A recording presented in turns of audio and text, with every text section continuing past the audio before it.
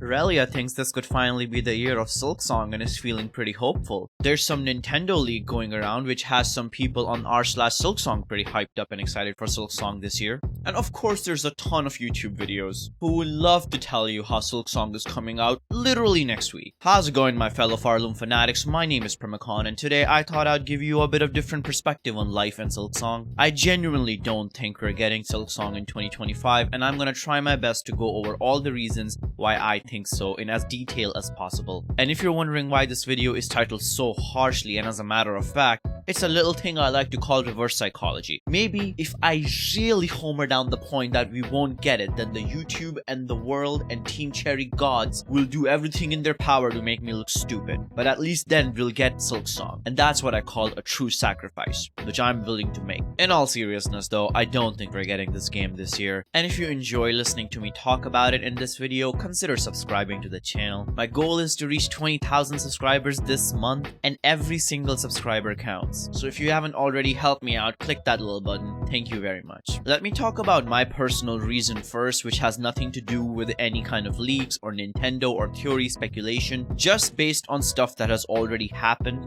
February is a pretty strong contender for the release of Hollow Knight Silksong. Everybody knows this, because it was the month Hollow Knight released and it was the month Silksong was announced. Everybody also knows that Leth has himself mentioned the Game Awards before when it comes to reaching out to someone to promote an indie game. The simple fact is, if Hollow Knight Silksong was ready to be launched as early as February, there is no reason they wouldn't announce it at the Game Awards. And I already know all the counterpoints to this argument, so I'm gonna address them one by one. I will talk about the big Nintendo-shaped elephant in the room, so hold your fucking horses for that one. But the other argument you might say was that Hollow Knight release date was announced on February 10th, and then the game came out on February 24th. So Team Cherry doesn't really do announcements that far in advance. I'd just like to suggest that you reconsider your thought process on Hollow Knight and Silksong. Hollow Knight was a very different beast than Silksong is. It was Team Cherry's debut game. They were literally a nobody developer trying to make their first impression, their first name. They weren't gonna go reach out to expensive game awards or generate hype in advance like that. Silksong is a completely different story. So comparing Silksong release cycle to Hollow Knight is very foolish. With a game as big as planned as Hollow Knight Silksong is, considering it's coming out on Game Pass and consoles and Switch and PC all at the same time, a release date being announced at least 2 months in advance isn't really that far-fetched. It's not even 2 months, it would be a month and a half at best. So if the game was ready to be launched in February, which they would know by December, the game would have been showcased there. Let me address the other counter argument as well, which is why wouldn't Team Cherry just not announce it on their own YouTube channel, on their own platform? Why do they have to reach out to another Game Awards or another kind of showcase or company, right? The only thing for Silksong that has been announced directly by Team Cherry was the very first reveal trailer. Ever since then, we have had the demo showcased at the Nintendo Treehouse, which is really massive, having your own segment at Nintendo Treehouse. Then we have had Xbox promote Hollow Knight Silksong by showcasing their trailer on their game showcase, not just any game showcase, but their biggest game showcase of the whole year, which is the June one, the summer one. Jeff Keighley has probably been in touch with Team Cherry a bunch, which is why he was so confident that the game is going to be a while, because he probably got a cold shoulder from them, or if at the very least they let him know that the game isn't ready. In terms of marketing and strategy and sales, it makes absolutely no sense to not have a release date of such a highly anticipated video game, one of the top wishlisted games on Steam, to just be shadow dropped or not announced at a big showcase. I understand what Leth said, that the next news will come from Team Cherry. I personally choose to believe that it's going to be a trailer or a release date announcement directly from the team rather than Leth, but that doesn't mean that it can't be used at a showcase. The Xbox trailer we got in 2022 was from Team Cherry. Xbox didn't make that trailer, but you're free to believe whatever you want to believe. It's a free world. With those things covered, let's move on to the other argument, which is, well, they can always announce at Nintendo, right? Let's talk about that. Let's actually talk about the Nintendo Switch 2 launch and Hollow Knight Silksong. Nintendo is a very secretive company. In fact, Leth himself has said before that they don't really let them know in advance when there's going to be a direct. If there's a game that's supposed to be launching, they have a release date. With a game like Silksong, that will be planned at least a couple of months ahead of time. If Nintendo isn't going to give them any information of when a direct is, banking on the idea that Nintendo might reach out to them when they're ready to launch Silksong by a news of that there's going to be a direct, and if they want to put their game in, That is such a gamble. I don't see why Team Cherry would do that. But more importantly, let's talk about the Nintendo Switch 2. If you don't know anything about Nintendo, one thing you should know is that company is the most secretive, hush-hush, living in the primate 20th century company. They are still scared of the internet. They ban content creators. They ban Smash tournaments when they're up there without their consent. Nintendo lives in the Stone Age. And with the console launch, that is the Switch 2, they have been more secretive than ever before. You would think that by now that they have confirmed that they will announce the Switch 2 before March, someone would have leaked the exact date of the direct, but there's been no such leaks. All we have is speculations. If there's anyone out there claiming that they have the leaked information, they're lying to you. Stop being so gullible on the internet, man. I don't care if AskGoblin69 on Twitter claims that they're a Nintendo insider and they know everything what's up. They're just cooking shit out of their ass and then they claim to be the messiah when their gambles turn out to be true. It's gambling classic 101. Anyway, Nintendo is super secretive about the Switch 2. Whenever they do announce it, I genuinely do think the whole presentation will be just focused on the Switch 2. Focused on first-party developers that sell consoles. Console exclusive. That's why people buy those things. Metroid, Zelda, Mario, Xenoblades, all kinds of banger Nintendo exclusive that will have people rushing to buy the Switch 2. I'm sorry to burst your bubble, Hollow Knight Silksong is not one of them. Silksong, at the end of the day, as important as it is to the Switch, it's not a Switch exclusive. It's not going to be a Switch 2 launch title because that would require Team Cherry to coordinate with Nintendo. Knowing Team Cherry's work schedule, how they've had issues with scope creep with Silksong, which I will also talk about at the end of the video, and seeing how secretive Nintendo is, there's absolutely no shot that those two entities would be able to combine and collab and present Silksong at such a big event like Nintendo Switch 2 launch. You need to zoom out of the r/Silksong bubble a little bit and look at the gaming hemisphere in general to see how absolutely ridiculous that even sounds. And of course, to add fuel to the flame, there's some idiot called Samus Hunter on Twitter spreading absolute crazy misinformation and having Silksong fans by the teeth because they would grasp at anything at this point. They claim that they have the insider information months ahead that Silksong is planned to launch this winter or at least announce with a release date, but they wouldn't just upright say that they're talking about Silksong. They're going through this whole song and dance with a riddle, even though they're very okay with confirming something as massive as Xenoblades by name, but for some reason they don't want to take the name of Silksong. They're just stringing you along. They don't know jack shit about Silksong. Even Leth had to come out and say that all the stupid leaks you guys have gotten have been dumb, baseless, and to not put your faith in these stupid leakers. And the thing that people love to say that the first half of the leak that Samus Hunter got correct, they didn't. That was not a leak.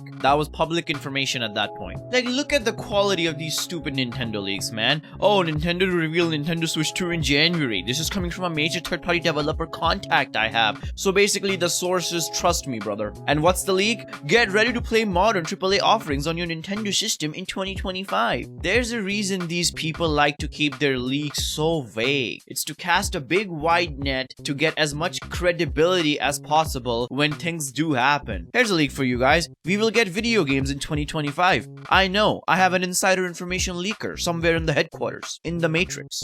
You still don't believe me? Here's what this idiot had to say about that Silksong leak, where someone asked, game from your riddle also part of these announcements, because they said that they're trying to fit current Switch announcement with the launch, with the reveal of Switch 2. And then they said, if everything goes to plan as months ago, yes, I will continue to keep update on the status. And then they blatantly say that the other is Xenoblade X overview trailer. Months ago? Are you guys, come on. You know Silksong, you know Team Cherry, you know how these things work. There will not be in talks with Nintendo months ago to have Silksong in a slot when they're talking about such a secretive thing as Switch 2. The more I talk about it, the more I sound like a lunatic because it's just so obvious things to me. So I'm gonna stop talking about it now. And basically, my conclusion is I don't trust in any of these stupid leaks. I don't think Nintendo is hoping out that Hollow Knight Silksong launches on their platform. First of all, Nintendo doesn't have a say when Hollow Knight Silksong comes out, because I know some people believe that too,